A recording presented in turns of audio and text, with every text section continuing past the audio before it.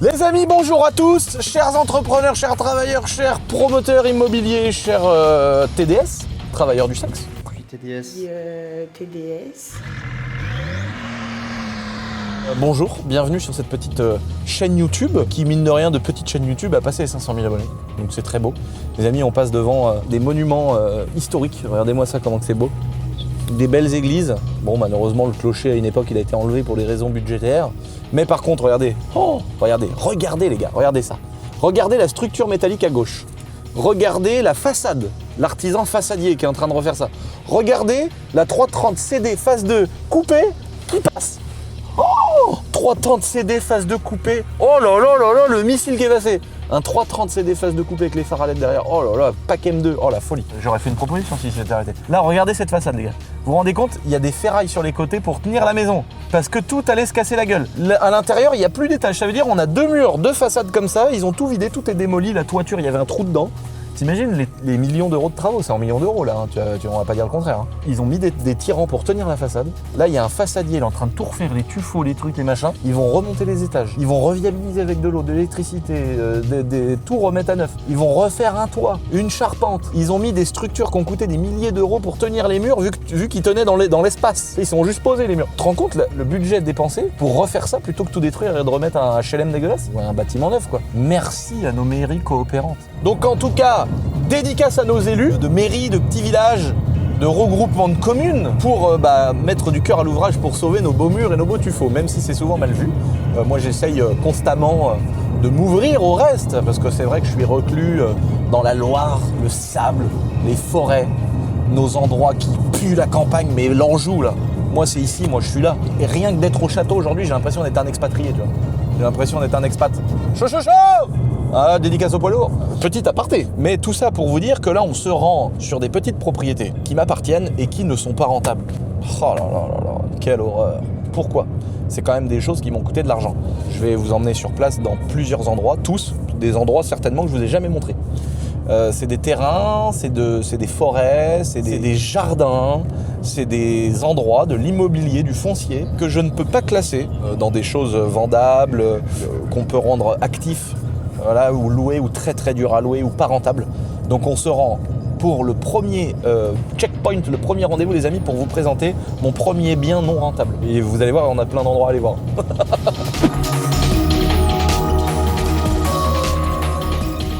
Je suis en train de m'enliser la calotte de ses morts.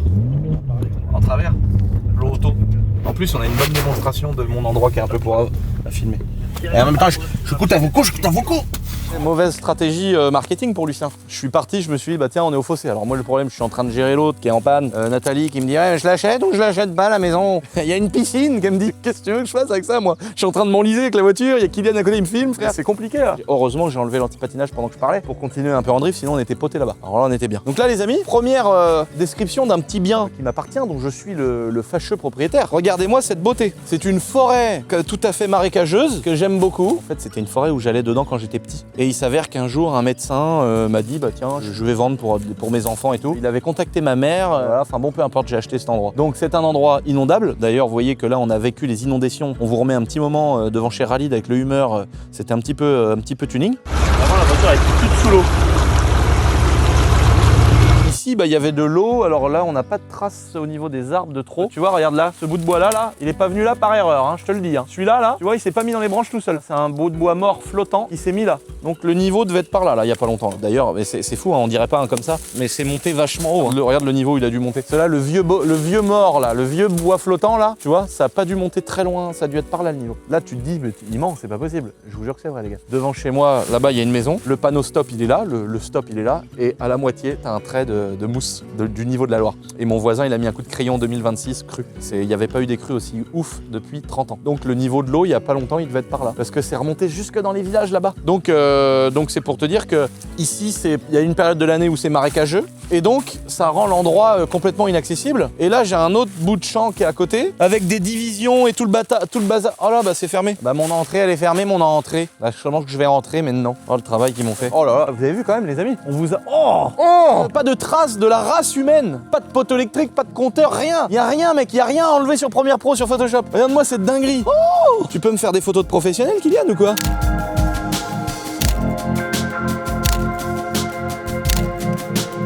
Petite pause dans cette vidéo, les amis, pour vous montrer déjà sur cette petite chaîne secondaire ce magnifique petit crépi.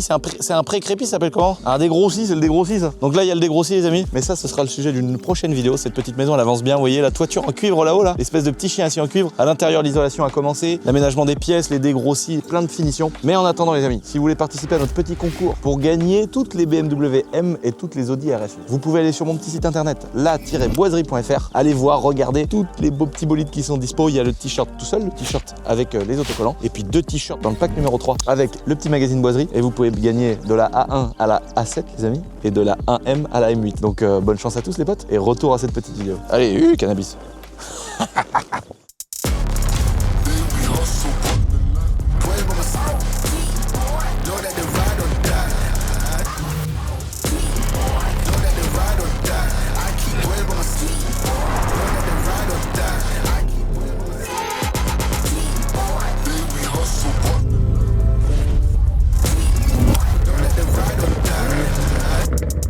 Donc là les potes, on est dans un deuxième endroit qui est à moi, qui fait partie de ma belle propriété. Et ici j'ai fait une vidéo que tu pourras retrouver mon petit Kylian, qui s'appelle « J'ai offert le tracteur des rêves à ma mère ». Et j'avais offert à ma mère un beau petit tracteur, un beau international, avec un gyro au cul, qu'on a revendu parce qu'aujourd'hui on a le gros Renault énorme. Et du coup avec ce nouveau gros tracteur qu'on a au château, maintenant on a les pareuses, on a carrément une faux, on peut faire des hectares et des hectares, c'est beaucoup plus simple que le petit tracteur qu'on avait avant. Mais ici j'ai tourné une vidéo, et c'est même la miniature de la vidéo, je crois que c'est mon tractopelle jaune qui est ici avec la pelle hyper en l'air, et j'avais levé les roues arrière du tracto et tout, c'était trop bien. C'est vieux, hein, là ça commence à être vieux. Et donc ici tu vois les algues et tout ça, l'eau de la crue de la Loire est redescendue. Donc voilà, mais ce petit champ, c'est ma propriété. Et d'ailleurs, ça fait des années qu'il y a un paysan qui l'exploite et qui est même pas au courant d'ailleurs, je pense. Il fait le foin ici et tout va bien. Et ça, c'est les joies de la campagne. Quand tu rachètes un endroit, oh regarde, t'as vu les traits de l'eau là-bas, le niveau de l'eau? Tiens, regarde, on le voit ici. Tu vois qu'on est vraiment pas loin de la vérité. T'as vu, reste de loin. Si tu vois de loin, normalement, ça doit faire des traits. Tu vois, là, il y a de la boue jusque là. Et là, il y a une frontière, une limite. Et d'ailleurs, là-haut, on voit un bout de bois qui est venu en flottant dessus. Donc le niveau de l'eau, il devait être là. J'étais pessimiste tout à l'heure comparé au vrai niveau de l'eau qu'il y a eu là. C'est incroyable, hein. Donc bon, bah là, ça n'arrive jamais, hein. Ça arrive pratiquement jamais. Moi, des crues, j'en ai connu que 2 des vraies grosses comme ça. Sinon toute l'année c'est sec ici. Et donc il y a un paysan qui doit même pas être au courant, mais c'est pas grave, que ici bah ça doit plus être le même propriétaire depuis des années, et il y a quelqu'un qui vient ici qui fait les foins et qui récupère les ramboleurs, et ça me dérange pas, tu vois, si ça peut se faire comme ça, ça me pose aucun souci. L'agriculteur il vient, il fait du foin, il sait même pas que c'est le mien, j'en ai rien à cirer, tu vois. Et au moins on change pas les us et coutumes. En tout cas, toute la forêt qui est derrière, elle est à moi. Ce petit terrain là, il est à moi aussi. Tout ce petit terrain qui est beau, hein. C'est magnifique ici. T'as envie de venir là, t'es au milieu de nulle part, y a pas de gens, y a pas de maison, y a rien. Tu mets une table là, tu fais un gueuleton, tu fais une soirée, tu fais chier personne, et t'es chez toi. Et ça vaut rien, parce que tous ces hectares là, je les avais achetés à l'époque. J'avais acheté ça 5 000 euros, je crois, 5 ou 6 000 euros. Et ça coûtait à peu près 1 000 euros l'hectare, avec des tout petits frais de notaire. Moi c'est ça, tu vois, t'imagines, t'as un endroit comme ça, tu poses ton mobil-home, t'es chez toi gros. Alors ici c'est interdit, j'ai été 5 fois en procès avec ma mère parce qu'on habitait pas loin et on avait un mobil-home. À l'époque on n'avait pas le choix, on n'avait pas d'oseille, la maison qu'on louait elle avait brûlé, après on s'est fait mettre à la porte, on a vraiment pas de thunes, donc l'histoire de la caravane et du mobil-home c'est pas un mythe, on a vraiment vécu là-dedans avec ma mère, et on a eu 5 procès de la mairie quand même. Donc permettez-nous de pouvoir donner notre avis sur les mairies qui profitent et qui remettent des beaux petits tuffeaux, voilà, plutôt que celles qui vous mettent 5 procès aux fesses parce que vous n'avez pas le choix de vivre en caravane. Et pourquoi on a eu 5 procès aux fesses? Parce qu'on est dans une zone inondable, une zone Natura 2000. Donc une zone Natura 2000, il y a énormément de contraintes. Ça veut dire que tu peux pas faire un trou, tu peux pas abattre un arbre, tu peux pas faire tout ce que tu veux. C'est hyper réglementé. Tant mieux pour la nature. Faut pas que ça atterrisse dans l'idiotie. Et nous, ça avait atterri dans l'idiotie parce qu'avec mon tracteur, j'avais fait 2-3 merlons pour protéger de la route. Tu vois, j'avais un peu enfermé chez nous avec des tas de terre, police de l'eau, menottes, pas garde à vue, ils ont pas été jusque là, mais je suis resté dans le bureau avec eux. 1 500 € d'amende avant même de parler. T'as 1 500 balles d'amende et tu peux pas parler avec eux. Donc après sinon c'est une amende au jour si t'enlèves pas le tas de terre. Donc j'ai enlevé le tas de terre. Et après j'ai mangé 5 procès alors que j'avais 18 ans avec ma mère et qu'on vivait dans une caravane. Ça veut dire pas d'argent, des problèmes de thunes à crever. On est déjà au plus bas du plus bas, mais vu qu'on avait mis un mobil-home dans une zone naturelle inondable, la mairie, procès. Et après on est tombé sur un maire qui est un agriculteur, qui a été adorable, j'étais avec son fils à l'école, et lui il a laissé passer. Et ce mec-là je le remercierai tout le temps parce qu'il a laissé passer. Il s'est dit Lucien c'est pas une grosse merde dans le fond. Peut-être qu'il a dit dans le fond, tu vois. Et puis ces gens-là ils sont pas méchants, ils font pas des trucs graves, mais à l'époque faut aussi remettre dans le contexte que je faisais des roues arrière en motocross, je roulais sans permis. Devant le mobil-home il y avait 5 voitures sur le toit et tout, donc évidemment ça donnait pas une image du mec parfait, tu vois. Aujourd'hui, je viens dans un village, j'ai acheté le château. Donc si tu veux, tout le monde se dit, ouais, c'est un investisseur, c'est trop cool, tu vois. Mais en tout cas, je remercie cette personne qui, malgré toutes ces circonstances, à l'époque, avait dit, allez, on arrête un peu de s'acharner sur ces gens-là. Et il a bien fait parce que après, j'ai commencé à gagner un peu de sous, j'ai acheté la maison d'à côté, j'ai racheté les terrains, j'ai enlevé le mobile-home et je l'ai recroisé il y a pas longtemps, ce monsieur. On s'est eu au téléphone et ça m'a beaucoup fait plaisir de le revoir. Enfin bon, voilà, j'ai été un petit peu long, mais c'était pour vous expliquer. Donc en fait, à l'époque, mon idée, c'était un mode survie dans ma tête. Avoir du terrain dans ma famille et dans ma vie, sachant que personne de ma famille pratiquement n'avait été propriétaire. On a toujours été des gens qui ont loué des petits bouts de maison à droite à gauche, des bouts de trucs à la campagne pour y mettre une caravane ou un mobil-home. Et le fait d'avoir ça là, pour moi, c'était j'avais acheté un pays, tu vois. Je suis chez moi, gros, je suis chez moi là. T'es là avec ton gun et t'attends qu'il y ait quelqu'un qui passe pour dire tu veux quoi toi, dégage d'ici, t'es chez moi, tu vois. Et c'était un peu ça. Et je m'étais dit, gros, mode secours. Les procès, tout ça, on se torche avec tout ça. Là, le jour où j'ai une galère, caravane ici, viens me dire quelque chose, gros. Je suis avec ma caravane dans ma forêt, je fais du mal à personne, voilà. Donc si tu veux, j'ai acheté ce terrain. Aujourd'hui, ce terrain, c'est un terrain qui est très dur à vendre parce que il est marécageux, parce qu'il est inondable. Tu peux pas le louer pour mettre des caravanes parce qu'il est en zone naturelle, c'est interdit. Tu peux pas te couper la moitié de la forêt pour faire du bois parce que tous les arbres sont pratiquement protégés. Tu peux pas le louer pour mettre des chevaux parce qu'il y a une partie de l'année où le cheval il va être sous l'eau. Dernier point négatif de cet endroit, les amis, la chasse. On est dans un endroit le pire de France, je pense, au niveau de la chasse. Alors j'ai rencontré depuis des bons chasseurs. Donc mon avis, tu sais, du Golbut du fond de la campagne, ils font tous pareil ces gens-là, tu vois. Je m'étais vraiment dit que les chasseurs, moi, c'était tous des idiots alcooliques remplis de vin rouge. J'ai pas tout à fait faux. Mais la petite minorité de bons chasseurs, j'en ai rencontré une partie. Donc j'ai rencontré des bons chasseurs dans d'autres endroits qui m'ont dit ah là-bas, oh bah oui, oh bah non, c'est pas des chasseurs. Ah non, laisse tomber. Le C15, 7h du matin, le vin rouge, l'autre, il est rond comme une queue de pelle, il tire partout, même sur le collègue, il en a rien à foutre. Et j'ai rencontré d'autres chasseurs qui sont des mecs extra, avec qui ça se passe super bien sur mes autres propriétés et tout, donc voilà, j'ai repris foi en l'humanité. Même si moi je suis pas pour la chasse, je suis pour la défense des animaux, et je sais qu'aujourd'hui, malgré ce qu'on peut dire, la régulation, tout ça c'est des conneries. Je me prends pas un chevreuil et un sanglier tous les 5 mètres sur la route, donc faut arrêter avec ces histoires de régulation, c'est des conneries. Maintenant, que les gens soient passionnés, moi je suis passionné pour être sur une moto, ou pour avoir 1000 chevaux dans une BM, les gens vont dire que je suis un idiot. Et bah oui, il y a des gens qui sont passionnés pour tuer des animaux, et ça leur fait plaisir de voir du sang, il arrive avec la dague. Ouais, on a eu un cochon, vin rouge, voilà, ils sont contents. Et bah tant mieux si ça vous passionne. Je ne militerai jamais pour que ce soit contre la chasse. Je veux pas demain qu'on m'empêche de faire de la moto, donc je vais pas demain aller empêcher des choses qui existaient avant que je sois né. Donc je vais pas militer contre la chasse. Par contre, si on peut éviter de chasser dans mon terrain sans mon autorisation, ça m'intéresse. Et ça c'est un problème parce que ici c'est un sale endroit pour ça. Et ici j'ai déjà appelé la fédération de chasse, on a été au tribunal, j'étais en garde à vue. Eux aussi, il y en a un qui a pris ma main sur la gueule, j'ai cassé un fusil. J'en ai eu des histoires avec les chasseurs, donc je sais de quoi je parle les gars. Et je peux vous dire qu'ici tu peux faire ce que tu veux. Si t'as le dos tourné, ils vont venir chasser dans ton terrain. Donc le jour où tu loues pour mettre des biques ou un cheval, ça c'est important à savoir. Faut connaître, faut faire des mini-enquêtes de voisinage, faut aller voir le maire, faut comprendre ce qui se passe. Et c'est là que les gens vont te dire, non mais attends, oublie gros, tu vas mettre ton cheval ici. Il y a des chasseurs mec, en plus c'est des malades, ils vont te faire chier toute l'année. Et moi j'ai récupéré plein de fois mon cheval dans le village en train de boire dans la fontaine parce qu'ils avaient coupé les clôtures, tu vois. Donc voilà, allez, on se casse. Alors là, ce qu'il faut savoir les amis, c'est que Médo a fait une petite prépa sur ma M4 et oulala, ouais, on va dans la merde là. Oh là là, la galère. Bon là, faut espérer que ça passe. Médo a fait une prépa sur ma M4, il m'a remis une carte au flex, donc on est redescendu un peu en dessous de 1000 chevaux, mais on en est toujours pas très loin. Et il m'a mis surtout une ligne en titane d'une nouvelle marque que je ne connaissais pas, qui fait un bruit tout simplement de Nissan 350Z les gars. Elle fait plus un bruit d'M4, elle fait un bruit de 3,5 litres Atmo V6, rien à voir. Bon les gars, on se retrouve maintenant pour mon prochain endroit où pareil, je vous montre un petit peu les spécificités de cet endroit que j'ai acheté, qui aujourd'hui va plus me servir. C'est un endroit qui m'a coûté de l'argent, donc en attendant cet argent-là investi, elle me rapporte rien. Et puis deuxièmement, un point qui est quand même vachement important, c'est que ces endroits-là, s'il y a un arbre qui tombe, qui casse une clôture, et ça m'arrive tous les mois, j'ai un truc comme ça, l'arbre qui casse la clôture, faut payer la clôture, donc tu dois avoir des endroits comme ça qui sont assurés et qui te servent à rien. Donc assurer un bois, tu te dis, mais s'il écroule une baraque, là il n'y a pas de baraque autour, donc c'est pas trop grave, tu vois. Mais c'est important sur d'autres endroits. En tout, moi je dois avoir à peu près 300 hectares, tout compris sur toutes les propriétés. Et sur les 300 hectares, il y a forcément des limites de propriété, des murs de voisins, des maisons de voisins. Et l'autre jour, j'ai un arbre qui s'est écroulé sur une cabane de jardin. J'ai un autre arbre qui est tombé, qui a emmené une clôture. Bah, soit c'est mon équipe de bâtiment qui doit refaire les clôtures et tout le bazar, soit bah, faut que je paye un artisan que le gars a fait intervenir. Et là, c'est tout de suite des gros frais, tu vois. Donc c'est important de connaître ces endroits-là. Et si j'étais pas amoureux de la terre et des forêts, je me séparerais de tous ces endroits. Là, je vous en montre un autre qui est un petit peu différent, mais qui est quand même vachement intéressant à voir parce que c'est une histoire un peu compliquée. On se retrouve là-bas.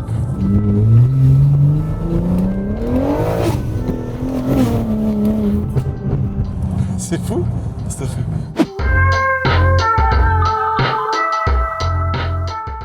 Là, on arrive dans ma seconde propriété dans laquelle je perds de l'argent. Il y a eu des gens qui sont venus là, c'est quoi ce bordel? Qu'est-ce que c'est que cette merde? Bah, elle est belle ma boîte à lettres. Putain, la boîte aux lettres, gros. Il y a Didier, il est passé avec le tracteur. Il a dit, allez, tu dis, on les met où? Là-bas? Allez, roule. Et oui, mais chef, il y a un portail. Oh, je suis dedans. Ils sont jamais là de toute façon. Donc ça, en fait, j'ai pas acheté la totalité, j'ai acheté une partie. Donc là, je sais même pas si je suis chez moi ou si c'est de l'autre côté. Enfin bon, on s'en fout. Ce que je sais, c'est que là, ça, c'est pas normal qu'il y ait ça. En fait, je pense que l'agriculteur qui s'occupe de ces champs en face s'est fait un passage ici et que là, il y a eu des tuyaux, des trucs de du bourrinage. Ça fait longtemps que j'étais pas venu. Hein. Et en fait, là, pareil, le gravier devrait pas être là, ou c'est la commune, ou c'est la mairie. En fait, j'avais acheté ces ruines là. Tu vois, là, il y a des ruines là il y a une vieille ruine, là, il y a une ruine, là, il y a une ruine, et là, il y a une ruine aussi. En fait, mais attends, mais attends, il y a une. C'est pas possible, il était pas là le portail. Ça a grandi ce truc là, c'est pas possible là, je comprends plus là. Il y a quelqu'un qui a gratté 20 mètres là ou quoi là? C'est quoi ce bazar? Eh oui, il y avait pas ce portail là. Oh, je reconnais même plus cette histoire. Enfin bon, j'ai acheté une partie, ça se trouve, je vous dis. Ça se trouve, je suis propriétaire que de l'autre côté, je me rappelle plus, ça fait longtemps. Je suis pas venu depuis des années, hein. Donc c'est de ma faute aussi un peu. Je sais que la boîte aux lettres, elle était en bon état la dernière fois que je suis venu. Et j'avais mis une vieille caravane aussi ici avec un pote. Elle était là la caravane. Et un jour on est revenu, elle était toute brûlée, toute taguée. Et donc en fait ce terrain, je l'ai acheté il y a longtemps, hein. Franchement, j'ai dû l'acheter en 2014 ou 2013 pour vous dire. C'était vraiment, ça faisait partie de mes premiers. Oh non, j'ai dû l'acheter en 2016 peut-être. C'était mes premiers achats complètement fous et déraisonnés. Pareil, erreur de débutant. Quand tu connais pas l'immobilier, quand tu connais pas tous ces trucs-là, moi dans ma tête, je pouvais repartir de rien. Et c'est vrai, quand t'es motivé, ma maison actuelle, je suis reparti de. Enfin, mon ancienne maison, je suis reparti de rien. Il y avait des endroits qui étaient dans cet état-là. Donc qu'est-ce que j'ai fait? Là, le mur, il est tordu, il tombe à l'intérieur. Tac, tac, tac, tac, tac. J'ai démonté le mur, j'ai foutu les pierres par terre, j'ai remis un peu de ciment. Il y a des endroits où j'ai pas mis de ciment. Il y a des endroits où j'ai mis des étais, j'ai remis des bouts de bastin que j'ai coupés, j'ai mis des vis dedans, j'ai mis des trucs, des machins. J'ai recollé des ardoises pour pas refaire la toiture avec de la colle à pare-brise et tout. Donc j'ai fait à l'arrache. Quand t'as pas l'oseille, tu te débrouilles, hein, t'inquiète, tu les trouves les solutions. Hein. Les gens, ils arrivent, ils disent oh non, là faut tout refaire. Mais non, quand t'as pas l'oseille, tu trouves une solution dans tous les cas, mon gars. Tu mets un coup, tu mets une tôle, un coup, tu remets des ardoises sur les tôles. Enfin, tu bidouilles et ça tient très bien. Donc après, quand tu peux, tant mieux. Bravo, ça veut dire que t'as passé un cap. Et en fait, quand j'ai acheté cette merdasse, je m'étais dit, bah un jour, quand j'aurai le temps, évidemment, mes projections dans la vie au niveau du temps, elles ont un poil changé. Je m'étais dit, tiens, j'aurai le temps un jour, je vais refaire cet endroit. Qu'est-ce qu'il y a là-dedans? Il y a un capot de... Oh, il y a un vieux capot de vieille bagnole, incroyable, j'avais jamais vu. Regarde, il y a un vieux capot là, tu le vois le capot avec un vieux logo. Il y a marqué Alpine, gros. À plat quelque chose. Alpine ou un truc comme ça, on dirait. Bon, Acadiane, non? C'est pas une Acadiane, je crois. Acadiane, je crois, c'est ça, les deux chevaux qui avaient une benne moitié. Bon, peu importe les gars, on va pas de toute façon, vu les trous qu'il y a dedans, il est pas refaisable. Et donc en fait, cet endroit-là, je l'avais acheté avec un autre truc, et je sais plus s'il y avait pas une division. C'est pour ça, c'est hyper flou, je m'en suis jamais occupé. Ça veut dire qu'on a signé, je crois, en 2014 ou 15 ou un truc comme ça, chez un notaire, les papiers sont dans mon nom. C'était un acte très bizarre que tu signes qu'une fois. Ça veut dire c'est comme ça s'appelle un acte authentique, je sais plus quoi. Tu vas pas chez le notaire avec un délai de s'affaire et de machin. Pour des toutes petites sommes, tu peux y aller, si tout le monde est d'accord, ça signe direct et on en parle. C'était un truc comme ça que j'avais fait à l'arrache. J'avais payé ça avec d'autres trucs. Et cet endroit, bah, il est desservi par un chemin qui a 1 million de comment on appelle ça, de droits de passage. Donc tu peux pas, tu sais forcément que tu as des gens qui vont passer à ras de la baraque qui est là. À côté, il y a une sorte de station d'épuration, bac de rétention d'eau. Est-ce que c'est un bac de rétention d'eau qui va irriguer les champs autour? Peut-être. Mais ça veut dire que tu as toujours les tracteurs toute l'année dans ta cour. Je défends les paysans, les amis, toute l'année. Je suis pas en train de dire que c'est un mal. Je suis en train d'expliquer pourquoi potentiellement ce serait dur à louer. Même, quand bien même j'irais mettre des sommes astronomiques pour refaire ces ruines, parce qu'il y a quand même des ruines, il y a des murs, il y a de l'histoire, il y a des gens qui ont vécu là, il y a des dizaines et des dizaines d'années.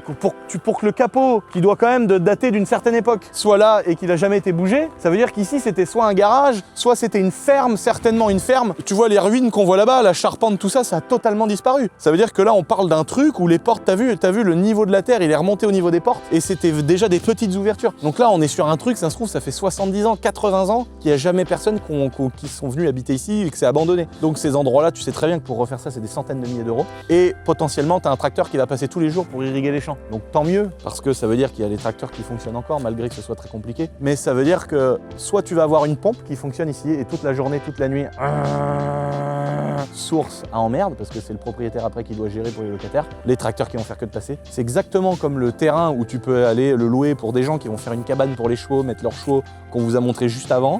C'est un endroit sur lequel, quand je réfléchis, parce que j'ai pas beaucoup de temps à consacrer à ces endroits pourris, je me dis, mais là, je vais mettre 200 000 € là-dedans, 300 000 € pour refaire une baraque, et le mec, il va me foute un procès parce qu'il entend les bruits de tracteur et de pompe toute l'année. Donc je préfère rien faire. Et un jour j'arrive, ma boîte aux lettres elle est écrasée et il y a des tuyaux qui sont pas à moi dans le champ. Où le gars il m'a gratté 10 mètres, je sais même pas, je sais pas trop ce qui s'est passé. Et comme je vous dis, même la signature chez le notaire, elle était complètement bizarre. À l'époque, j'avais fait ça vraiment à l'arrache parce qu'en fait à la base j'ai acheté un Porsche Cayenne. C'est très compliqué. Un flic, j'ai été en garde à vue, j'ai rencontré un flic, je suis tombé copain avec ce flic. On a fini par lui acheter son Porsche Cayenne et j'ai négocié le terrain avec les ruines plus le Porsche Cayenne. Et enfin voilà, c'était tout un truc que je raconterai peut-être un jour, mais c'était une histoire complètement rocambolesque. Voilà pourquoi je peux rien faire de cet endroit aujourd'hui. Donc je sais que quand je passe, je dis oh là-bas c'est chez moi. Voilà. Mais j'en sais pas beaucoup plus. Voilà les gars, j'ai rien fait d'autre, j'y vais jamais, je l'entretiens pas, je fais rien. Et j'ai d'autres endroits comme ça et malheureusement je sais pas quoi en faire. Parce que soit tu défriches, et là tu peux mettre une bique, tu peux mettre un cheval, mais tu vas défricher, tu vas entretenir, tu vas assurer pour gagner 50 € par mois, 100 € par mois pour que quelqu'un vienne y mettre son cheval au milieu de nulle part.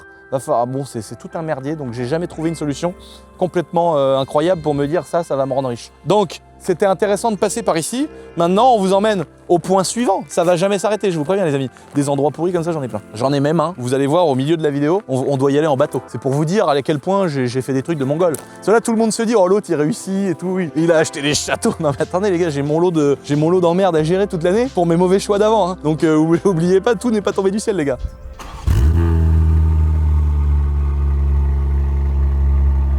Là les amis, vous avez quand même la beauté de la Loire. Vous avez la beauté de ces endroits et là tu peux remonter ici jusqu'à Tours. Tu peux remonter la vallée de la Loire, la levée de la Loire, la levée de Napoléon. C'est grâce à ça que Napoléon a empêché la Loire autrefois de passer dans les terres. Du coup ça protégeait la voie ferrée qui est arrivée et qui a fait que les relais de poste où les chevaux venaient et tu pouvais laisser ton cheval se reposer, prendre un autre cheval, faire un trajet, revenir, reprendre ton cheval qui s'était reposé, qui s'était nourri. Et ensuite, il y a la voie ferrée qui a été faite dans ce relais de poste qu'on va visiter. C'est mon ancien manoir, pour ceux qui se rappellent des vidéos à l'ancienne. C'est par ici qu'a transité le papier officiel de la prise de la Bastille. Donc le mec, il est arrivé à cheval quand même, pour annoncer la prise de la Bastille, tous les villages comme les nôtres. Et il est venu reposer son cheval ici, se reposer lui, avant de ramener l'information précieuse dans nos profondes contrées. Donc c'est quand même une belle histoire. C'est un bel endroit, c'est une belle histoire. Mais malheureusement, encore une fois, des fois le pouvoir de certaines personnes et ambitions dévastatrices ont fait que ça a été très compliqué pour moi. Et on y va sur place pour vous expliquer justement. Donc les amis, ici on est dans mon bon vieux manoir. J'étais fou d'avoir acheté ça.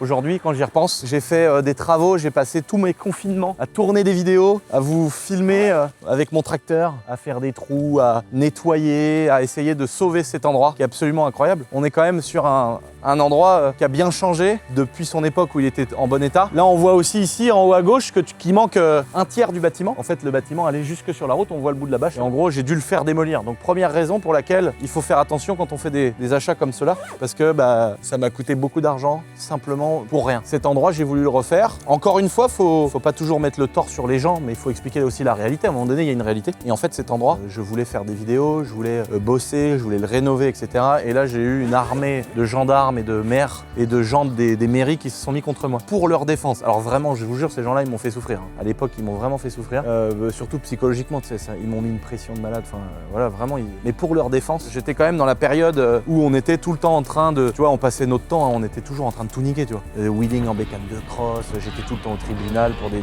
histoires de délit de fuite, de conduite sans permis, etc. Donc tu peux pas trop en vouloir à ces gens-là de m'avoir casé comme un fou, tu vois. Et eux, ils se sont dit, l'autre, il vient ici, il fait aucune demande, il est là avec son tracto, il commence des travaux, c'est quoi ce bordel? Donc là, il y avait dans cet endroit qui était dans un état pas ouf, hein. Il était déjà à peu près dans cet état-là, même si forcément ça s'aggrave. Il y avait un arrêté de péril, etc. Donc ils m'ont même envoyé les flics pour m'interdire d'aller chez moi. Ils m'ont reproché, alors je sais plus qui exactement m'a reproché ça, mais on m'a reproché parce que j'ai logé longtemps des SDF dans un endroit en me disant que je logeais des gens dans un endroit insalubre. Et en fait, moi j'ai simplement gardé des squatteurs qui habitaient déjà là. Et après, il y avait d'autres gens qui se sont greffés au truc et moi ça me plaisait parce qu'il y avait quand même 200 mètres carrés qui étaient de très bon état ici, qui étaient super et tout ça. Donc ça a été une catastrophe. Les flics sont venus là, ils voulaient me mettre les menottes menottes. Après, le flic, vu qu'il avait rien à me dire, il a été me dire qu'il m'a chopé sans permis sur la route. Et sauf que c'était là. Donc moi, je l'ai attaqué. J'ai gagné parce que le mec a avoué que c'était une connerie qu'il avait dit. Enfin bon, ça a été quand même tout un schmilblick cette histoire avec un maire qui m'a dit « Mais vous vous rendez compte ?» C'est les gens qui te parlent à ça de la gueule avec l'odeur café club comme le prof d'histoire. « Mais vous avez trop de problèmes à votre âge. Vendez pour un euro symbolique. »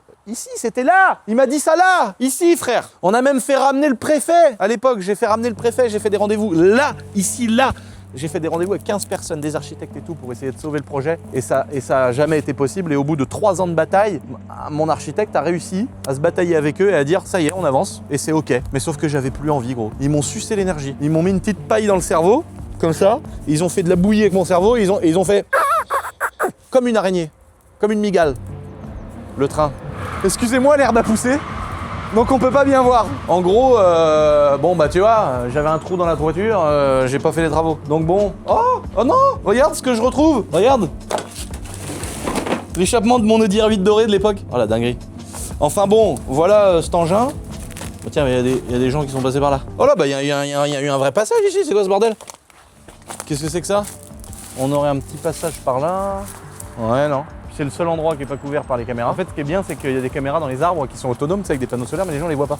Donc en fait, je vois des passages, mais je m'en fous, tu vois bien. On sait très bien qu'il y a des gens qui viennent regarder ce qui se passe du moment qu'ils détruisent pas, moi je m'en fous. Mais ici, c'était rempli de friches, donc je sais pas comment ça se fait que c'est ouvert. Ah, mais je suis con, c'est nous qui avons nettoyé, quel con, pour faire visiter vu qu'on vend. Je suis trop con.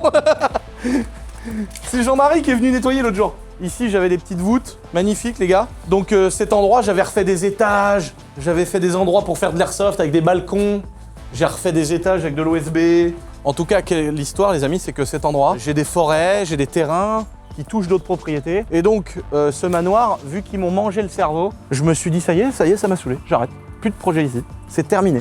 Et puis il y a le moment où j'ai commencé à mettre des architectes, de l'argent dans le bordel, ah bah là d'un seul coup, ça s'est détendu, mais ça a été 3 ans de galère. Et au bout de 3 ans, ça s'était dégradé, ça s'était aggravé, et j'ai eu un souci. Un jour, j'ai un copain qui m'a appelé, et il m'a dit, il y a un trou dans le mur énorme. Et en fait, il y a un étage qui est tombé du bâtiment. Évidemment, 3 ans de recul, 3 ans sur un bâtiment qui n'est pas protégé, le truc, il se dégrade. Et donc là, bah, la mairie m'a imposé avec les services de la route, ils ont bloqué la route pendant 3 semaines, là, et ils m'ont imposé des travaux avec une entreprise imposée. Donc là, ils ont fait ce qu'ils voulaient. Et j'en ai eu pour 25 000 € de démolition. Donc, ça rentre bien dans le cadre de cette vidéo parce qu'aujourd'hui, c'est un endroit que j'ai mis en vente pour quelqu'un qui a un projet, quelqu'un qui va peut-être utiliser qu'une partie, quelqu'un qui va vouloir avoir un jardin, quelqu'un qui va vouloir avoir une forêt, parce que derrière, il y a une forêt, il y a plusieurs hectares de terrain, il y a une propriété qui est complètement à rénover ou avoir un projet à refaire, tu vois, tu peux péter un étage, garder que la partie plus basse, tu peux garder que les dépendances, tu peux garder que les endroits garage voûtés.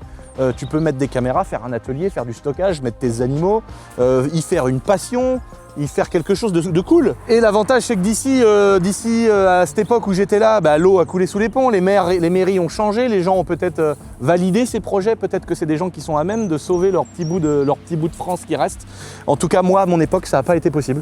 Et je me suis vraiment battu contre un mur. Vous savez que j'exagère pas, vous savez que j'aime bien dire quand les gens font pas ouf, mais j'aime bien dire la vérité et être juste. Et aujourd'hui, je suis vraiment juste parce que vraiment, c'est des gens qui m'en ont fait baver. Je vous promets, les gars, que c'était dur de dormir à une époque à cause d'eux. Et pourtant, vous avez vu, je les défends quand même en disant que c'était pas facile non plus pour eux de comprendre un mec comme moi qui vivait sur une autre planète dans mon mobil-home. Et j'avais des rêves plein les yeux et je voyais des gens qui arrivaient pour m'attaquer. Mais vraiment, ils étaient vraiment défaitistes, ils étaient vraiment mauvais, ils étaient vraiment négatifs. Ça m'a démoralisé, ça m'a vraiment, à une époque, ça m'a bouffé la vie. Franchement, je vous jure que c'est vrai. Et maintenant, je passe au-dessus du village avec mon petit hélicoptère et je les regarde en leur disant ah, vous avez bien fait, parce que finalement, vous m'avez tellement donné une leçon de vie. Cet endroit, aujourd'hui, il m'a coûté 25 000 € de démolition. À la base, c'est un endroit dans lequel j'ai mis 20 000 €. Donc là, j'ai une perte directe de pratiquement 50 000 balles sur cet endroit. Une fois que ça s'est débloqué, j'ai acheté le premier château. Je commençais à bien gagner ma vie et j'avais plus envie de m'investir dans un truc où on a été contre moi à fond. Et aujourd'hui, la mairie a changé. Le projet est OK. Le permis de reconstruire est OK. J'ai tout, mais j'ai plus envie. Et donc j'ai mis cet endroit à vendre, qui est dur à vendre parce que c'est un truc complètement atypique. Il y a une route qui est juste ici, il y a une voie ferrée qui est de l'autre côté. C'est pas un gros budget, hein, c'est un endroit, le lieu complet entre la maison, le terrain, la forêt, tout ça, je vends l'ensemble autour de 50 ou 60 000 €. Donc c'est vraiment pas très cher, mais faut quelqu'un qui est un peu déjanté, faut quelqu'un qui est un peu décalé, qui est un peu, tu sais, qui a pas les idées de tout le monde. Et aujourd'hui, l'avantage c'est que tous les dossiers, tous les papiers sont faits, il y a le droit, tu vois. Très compliqué cet endroit qui me coûte aujourd'hui. Parce que s'il y a une pierre qui tombe, la mairie va m'embêter. Donc c'est des endroits où quand il y a un arbre qui tombe dans la cour de la voisine de l'autre côté, il faut que j'y aille. Ici, il y a un arbre qui tombe sur la voie ferrée, c'est pareil, c'est à moi de prendre le truc en charge. Donc c'est des endroits qui bouffent du temps, qui bouffent de l'énergie et qui seront à peine remboursés par cette petite vidéo, Seigneur d'amour. Donc tu vois bien, abonne-toi mon cousin. Parce que si tu t'abonnes pas, comment qu'on fait nous pour payer les frais de la mise en route là de l'auto. Maintenant on se casse dans un autre endroit. L'endroit là, voilà, je suis en train de le vendre, mais tu vois bien, rien qu'en le vendant 50 000, déjà je serai à zéro. Et t'imagines le temps de perdu. Mais par contre ça a été une formation pour la vie. Alors les amis, non, je vais pas vous parler de mon cimetière. Je ne suis pas propriétaire d'un cimetière. Non, on va marcher un petit peu parce qu'il n'y a pas accès en voiture. Et je vous emmène dans un autre endroit. Bon les amis, je savais pas si mon terrain c'était celui qui avait les bâches et voilà le petit dépotoir là-bas. Là. Bon, on a tous un petit dépotoir comme ça, je critique pas. Hein. En fait, je viens d'apprendre que c'est toute cette bande verte qui est magnifique, qui est quand même un très bel endroit. Il fait tout le prolongement là-bas. Donc là, ici, c'est pas chez nous. Là où il y a le petit chantier, c'est pas chez nous. Mais tout le long là, c'est mon champ. Je suis chez moi là, mec. Qu'est-ce que tu fais toi avec ta caméra? Dégage d'ici, t'es chez WAM. Ça, c'est vraiment des petits endroits. Quand t'achètes une baraque, t'as toujours un endroit qui est à 2 km, que le propriétaire avait, mais vu que c'est un décès, bah c'est le lot. T'as pas forcément des fois un géomètre qui passe pour rassembler une propriété qui n'est pas attenante. Donc j'ai cet endroit sur une baraque que j'ai acheté dans un village que j'ai refait. Et donc il y a tout ce long bout de terrain qui est ici. On est plus sur un projet dont je me suis jamais occupé. Comme tu vois, le manoir, je me suis mis dessus, mais c'est des trucs très compliqués à vendre. L'autre terrain, il y a le problème de chasse, il y a le problème de pas pouvoir mettre ses chevaux, il y a le problème que c'est inondable, il y a le problème si tu coupes un arbre, tu vas en tôle. Donc si tu veux, t'as plein de problèmes à chaque fois. Là, il n'y a pas trop de problèmes. T'es quand même dans un village qui est reculé de la ville, mais grave, t'es à 40 minutes de n'importe quel centre-ville. T'es au milieu de rien, il n'y a pas d'eau, il n'y a pas d'électricité. Et puis à la rigueur, collé à ici, t'as un agriculteur. Donc ça, c'est une bonne nouvelle. Mais si le gars, il veut se faire un petit truc un petit peu pour être tranquille, il peut être... les gens, tu sais, ils veulent venir à la campagne, mais dès qu'il y a un bruit de tracteur, ils sont emmerdés. Tu vois, là, il y a un coq qui chante, je suis heureux, ça veut dire que je suis chez moi. Mais il y a des gens, ils vont dire, oui, mais t'as vu, le voisin, il a un coq. Mais barre-toi, mec! Barre-toi d'ici! Donc tu vois, le truc c'est qu'ici il faut louer en connaissance de cause. Ici, qu'est-ce que je vais faire, gros? Moi, on a laissé, ma mère vient de me dire qu'on avait dit à l'agriculteur, fais ce que tu veux, gros. En gros, cultive, voilà, on s'en fout, on veut pas de loyer, rien, de toute façon ça vaut que dalle. Mais qu'est-ce que tu peux faire? Un jour clôturer, donc dépenser beaucoup d'argent dans une clôture pour dire à quelqu'un de venir mettre son cheval. Faut faire une cabane, faut louer ça 50 balles par mois. Mais du coup, en mettant une assurance, tu vas bouffer 25 € d'assurance ou 15 €. Tu vas gagner 35 € que tu dois déclarer sur tes impôts sur le revenu. 45%. Donc je dois faire 45% de 35 €. Et tu te rends compte, je vais faire toutes ces démarches, tout ce temps qui est chronophage pour gagner 15 € ou 20 € par mois. Et sinon le mettre à vendre. Là, pour le coup, c'est quand même un endroit que tu peux mettre à vendre et te dire bon vas-y, tu vois. Mais voilà, bon là il n'y a pas trop d'arbres, je sais pas si ces arbres là ils sont à moi ou pas. Là on voit un petit panneau, je pense pas que c'est un truc de géomètre, mais je sais pas, tu vois, cet arbre là il tombe là, la mairie elle peut m'appeler en me disant bah il y en a pour 1500 €, il y a un arbre, il y a votre arbre, le vôtre, qui a bouché le chemin. Tu vois, tout ça c'est des choses auxquelles un jour il faudrait que je mette quelqu'un là-dessus, en lui disant s'il te plaît prends tous mes tas de merde comme ça et dégage-moi tout ça et on n'en parle plus. Et au moins voilà, bon pas mes forêts, parce que mes forêts qui sont inondables je les aime. Mais ces endroits là ça sert vraiment à rien, tu vois. Donc les amis, prochain rendez-vous. Et ouais, c'est pas fini. Les amis, regardez cette belle petite maison. C'est la maison à 34 000 € où on vous a filmé de l'étape où on a récupéré les clés jusqu'à la livraison. Et aujourd'hui, ça fait des mois, peut-être même au moins un an qu'elle est en location. On avait tout refait, cheminée, toiture, isolation, façade, électricité, plomberie, porte, fenêtre en double vitrage. On avait acheté cette maison 34 000 € et on avait investi à peu près 100 000 € de travaux dedans. Donc c'est une maison qui nous revient autour de 140 000 €.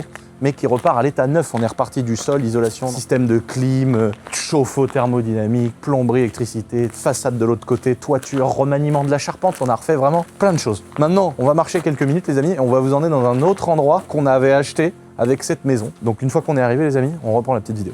Ici, on est dans un petit jardin déporté de la petite maison qu'on vous avait montré dans d'anciennes vidéos. Ce petit jardin, les amis, il est mignon. Alors, il est emmuré. Donc, il est beaucoup plus bas que la route, vous voyez. Et le gros avantage de cette petite parcelle, donc déjà, elle est complètement clos. Voilà, c'est pas très grand, hein, ça fait, je sais même pas si ça fait 100, ouais, si, ça doit faire quoi 200-300 mètres carrés. Et en fait, la particularité, c'est que ce petit bout d'endroit, il est compliqué, mais il est constructible. Donc, il a quand même une petite valeur. Gros problème, il est beaucoup plus bas que le sol. Il y a des lignes à haute tension qui passent un peu partout. Il y a des voisins très près, il y a d'autres voisins très près, et il y a ce qu'on appelle un PLU assez compliqué, ce qu'on appelle donc le plan d'urbanisme. C'est constructible, donc tu pourrais potentiellement construire une maison, mais avec beaucoup de contraintes. C'est possible, hein. Il faut juste passer par un architecte, étudier le plan d'urbanisme, aller voir la mairie, proposer un projet qui va avec l'environnement. Alors autour, il n'y a que des hangars avec des tôles rouillées, des trucs avec des gens qui ont des fenêtres en plastique, des trucs qui sont complètement rocambolesques, comme on dit. Mais c'est normal, on est à la campagne et puis les gens n'ont pas forcément les moyens de mettre des frais pas possibles dans certains travaux. Et même s'il y a eu de l'ingestion pendant des années, c'est pas pour autant qu'on doit continuer à faire n'importe quoi. Donc je peux comprendre parfois certains plans d'urbanisme qui sont assez compliqués et qui vont t'obliger à mettre des fenêtres en bois alors que tu es entouré de fenêtres en PVC, de gens qui ont muré les trucs, des trucs faits à l'arrache. Si on continue comme ça devient un bidonville. Et donc c'est pour ça qu'il y a des règles, donc c'est bien et c'est pas bien. Donc ce petit endroit-là, moi ce que j'ai fait, c'est qu'en attendant de trouver une idée, j'ai dit aux gens qui louent ma maison actuellement à côté, je leur ai dit fais-en un jardin, fais ce que tu veux ici. Donc il vient, il bidouille, il fait ce qu'il a envie là. Donc si demain mon arbre il touche ce mur là, on va me reprocher, va falloir que je remonte un mur. S'il y a un petit bout d'arbuste là qui touche les voisins, là c'est une catastrophe parce que ces voisins là, faut pas être ennemi avec eux.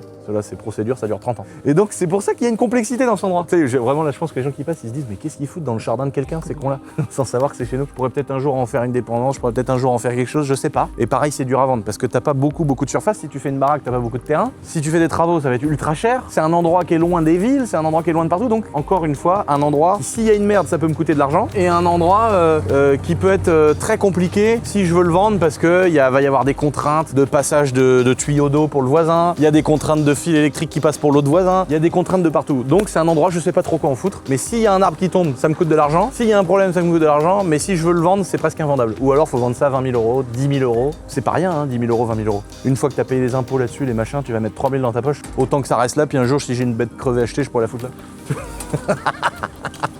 Donc voilà, et en plus j'ai même pas les clés de mon portail. T'imagines le merdier? Donc je suis obligé de grimper comme un sauvage. Les gars, c'est pas fini, toujours pas. On s'en va à un autre endroit qui m'appartient et qui est encore un nid à emmerde. Les amis, je suis spécialisé là-dedans, vous vous rendez compte peut-être aujourd'hui. Donc on s'en va dans mon prochain nid à emmerde. Cette fois-ci on peut pas y aller en voiture, parce que c'est un vrai nid à emmerde. On y va en bateau les amis, c'est parti. Tiens regarde la caméra 360. Tu l'as vu? Tu vois donc là, petit village, passage quand même, hein, il y a du monde. Hein. En plus on n'est pas loin de chez Laurette. Laurette apparemment elle a une photo de la boiserie dans son petit commerce. Regarde, à vendre, en face, à vendre. D'abord, à vendre. Les gars, tout est à vendre. Et Lucien, il rachète tout, frère. Non mais, en vrai, c'est des endroits que je trouve dommage parce que c'est pas assez mis en avant. Et c'est des petits budgets. Et les gens, tu vois, là, on est chez Laurette, là. Regarde. Là, c'est chez Laurette, mon pote. Donc, grosse dédicace à Laurette. Elle est fermée, sinon je serais venu. Parce que Laurette, elle a une photo de Lulu dédicacée sur son comptoir. Putain, ça nous soutient ici. Vraiment, là, tu vois, ça respire là où je suis né, quoi. Et ces petits endroits de village, pour les investisseurs, pour les gens qui veulent faire du business, c'est pas mal du tout. Je pense vraiment que c'est vraiment pas mal. Pourquoi? Parce qu'on est dans des petits villages qui sont un petit peu loin de tout, mais qui sont pas non plus à 7 heures de tout. Ici, il y a quand même t'es pas très loin de Saumur, t'es pas très loin d'Angers. Enfin, t'as quand même 30-40 minutes, attention. Hein. Ça, dans tous les cas, les gens ne savent pas se loger. Donc quand t'achètes des maisons à 30 000 euros, 50 000 euros, 80 000 euros, et que tu refais qu'un petit peu de travaux dedans, il y a des super coups à faire. Pour des petites maisons qui ont des fois, voilà, c'est souvent des successions, des vieux qui meurent, des maisons qui se vendent pas trop cher, qui sont facilement négociables. J'ai remarqué que dans ces petits villages-là, depuis des années que j'achète des maisons, j'en ai encore acheté une il y a pas longtemps dans un endroit comme ça, tu peux beaucoup négocier. Moi, c'est vraiment ça ce que je fais. J'achète beaucoup de maisons comme ça, je les retape, je les revends, je fais le minimum de travaux pour que ce soit louable sans que ce soit une catastrophe. Et tu fais du cash flow, comme diraient les investisseurs, comme dirait Hugo le monteur. Ouais, là, j'ai un projet full cash flow. J'ai le bon mindset, de toute façon maintenant je suis lancé, autoroute du kiff, tu vois, lui bien. Ah, il a dit ça déjà? Il l'a déjà dit, cash flow. Ah ouais? Il en discute avec Philippe. La prochaine fois que je le vois, j'y fais un coup de couteau. Non mais, donc en gros, il y a des vrais projets à faire, des maisons à 30 000, 40 000, tu remets 50, 40 000 dedans. Paf, ça te fait un projet à 100K, financé à 100% ou même à 110%. Et c'est des choses que tu vas mettre à louer, en 10 minutes, t'as des coups de fil. Hein. Les gars, faut pas croire que parce qu'on est un peu reculé des villes, t'as pas de coups de fil. Hein. Là ici on est dans un endroit là, ça s'appelle chez Maurice, chez Michto ça s'appelle, tu vois, les voitures elles sont là depuis 40 ans, l'enseigne elle a pas changé depuis 40 ans et en fait ici on est dans le village de Gérard Depardieu. Donc là lui il est vu comme le prophète. Donc là frère tu parles pas mal de Gérard Depardieu ici. Je veux dire mon gars ça dégage du village tout de suite. Et là devant l'enseigne, vu que Gérard il est venu se manger des grenaux avec une grosse entrecôte de con chez Michto, parce que c'est quand même un endroit où tu peux faire des fêtes, des réceptions et tout chez Michto. Tout n'a pas changé depuis 70 ans. Mais c'est ça qu'on aime. T'as un espèce d'énorme Didier qui sort de là-dedans avec un nez tout rouge, j'y ressemble à Depardieu. Et il dit bah tiens pour 30 personnes je voudrais faire une fête, c'est Michto. Et Gérard mec il est placardé sur l'entrée comme le prophète gros. Gérard qui a mangé ici à telle époque, Gérard qui est revenu voir Maurice en 2003, Gérard Depardieu après tel film, Gérard Depardieu. Parce que Gérard, il a un château juste là à gauche. Donc là, voilà quoi. Et moi, une fois, je l'ai croisé. Le mec, je crois que sa fortune, c'est 250 millions d'euros, Gérard Depardieu. Mec, j'arrive, parce que je passe par là des fois, et je le vois, mec, dans un espèce de Renault Trafic qui a 100 000 ans, tout rouillé, tout vert. Et il sort de là-dedans, il était en Marcel, gros. Non mais les gars, voir Depardieu en Marcel, dans un Renault Trafic, c'est des choses, dans quelques années, quand on dira ça, on sera démentaire. Et il tourne le volant comme ça, tu sais qu'il en chie, pas de direction assistée, il est là. Je lui ai un peu coupé la route ce jour-là, parce que c'est une priorité à droite, mais doucement. Il m'a regardé comme ça, genre. Il est passé à autre chose, ça. Et il a dragué Pipi, les gars. Parce que Pipi habitait là, notre carrossière, enfin qui n'est plus aujourd'hui notre carrossière, mais qui était notre carrossière. Un jour, il est arrivé en quad, et il a regardé Naomi, il a dit « Il est beau ton petit chien ?» Et Naomi a dit « Bah oui, merci. » Elle a dit « Bah il est comme toi, il est beau le petit chien. » Et il a dragué Pipite. On va le laisser passer en wheeling. Soit on lui met une déculottée, soit on le laisse passer en wheeling. Aïe aïe aïe aïe aïe aïe aïe aïe, ouais, à la classe. Ah, il est debout sur la bécane et tout. Ah, fume un peu, je viens de que de soupape. Maman Seigneur d'amour. Ah, notre campagne a du talent. En tout cas, un beau petit Husqvarna, beau petit kit déco. Voilà. Et là, les amis, petit bruit de Nissan 350Z alors qu'on est dans la M4.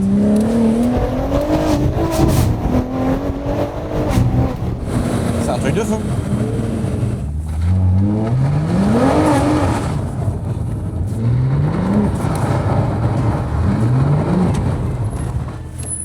Les amis, il est temps de choper le petit bateau et d'aller sur la Loire.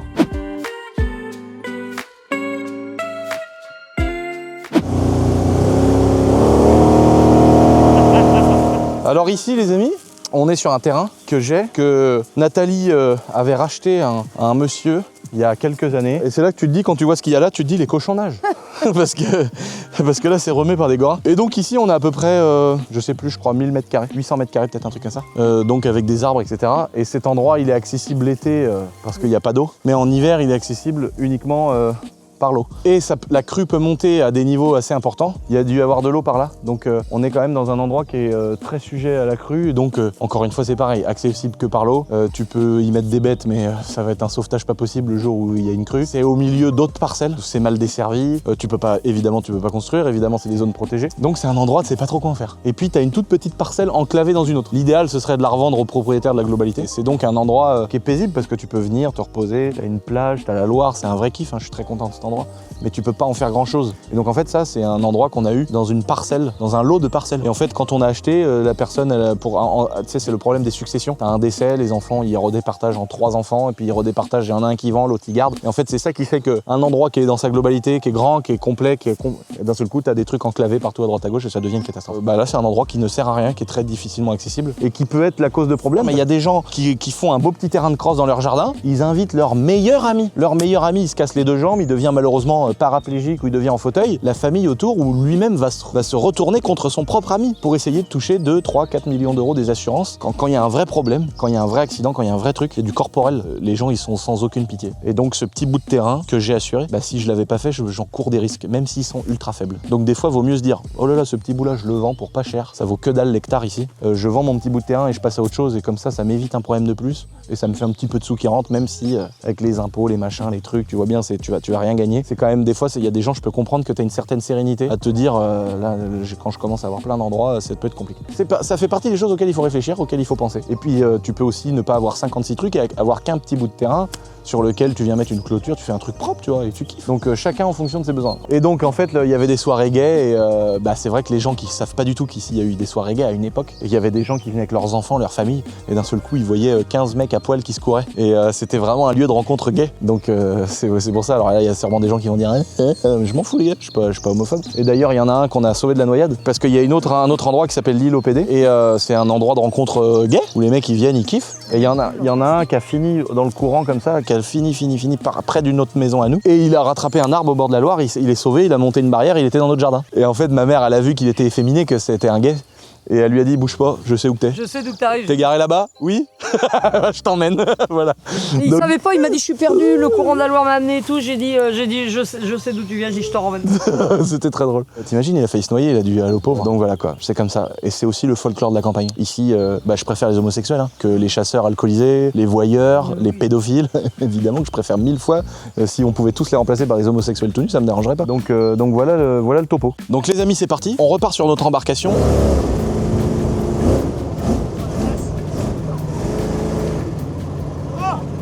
Bon les potes, je suis curieux d'avoir vos avis dans les commentaires.